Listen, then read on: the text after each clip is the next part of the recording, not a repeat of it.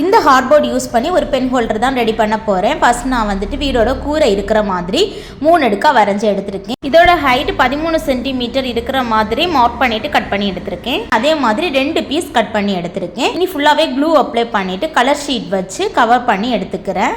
Cut பண்ணி எடுத்த 2 ஹார்ட்போர்ட்லையுமே 2 சைடும் கலர் பேப்பர் வச்சு கவர் பண்ணி எடுத்தாச்சு. ஒரு சின்ன பேப்பர் கட் பண்ணி எடுத்திருக்கேன். இதை வந்து 2 சைடுமே க்ளூ அப்ளை பண்ணிட்டு இந்த ஆரஞ்சு பேப்பருக்கு மேலே சைடு ஃபுல்லாகவே ஒட்டி விட்டுக்கலாம். அப்போ பார்க்கறதுக்கு ஒரு அவுட்டர் லேயர் மாதிரி இருக்கும். இதே மாதிரி 2 பீஸ்லையுமே பண்ணி எடுத்திருக்கேன். இனி சென்டரில் வைக்கிறதுக்கு ஒரு ஹார்ட்போர்ட் கட் பண்ணி எடுத்திருக்கேன். இந்த ஹார்ட்போர்டையும் கலர் பேப்பர் வச்சு கவர் பண்ணி எடுத்தாச்சு. இனி ஆல்ரெடி செஞ்சு வச்சிருக்கிற ஹார்ட்போர்டு சைடில் க்ளூ அப்ளை பண்ணிட்டு ஒரு சைடில் ஒட்டி விட்டுக்கிறேன். இனி இதோட நீளம் அகலம் மார்க் பண்ணிட்டு ஹார்ட்போர்ட் கட் பண்ணி எடுத்திருக்கேன். இந்த ஹார்ட்போர்ட்லையுமே கலர் பேப்பர் வச்சு கவர் பண்ணி அவுட்டர் லேயருக்கு பிளாக் கலர் பேப்பர் வச்சு கவர் பண்ணி எடுத்துக்கிறேன். இதே மாதிரி ஒரு 4 ஹார்ட்போர்டில் பண்ணி எடுத்திருக்கேன்.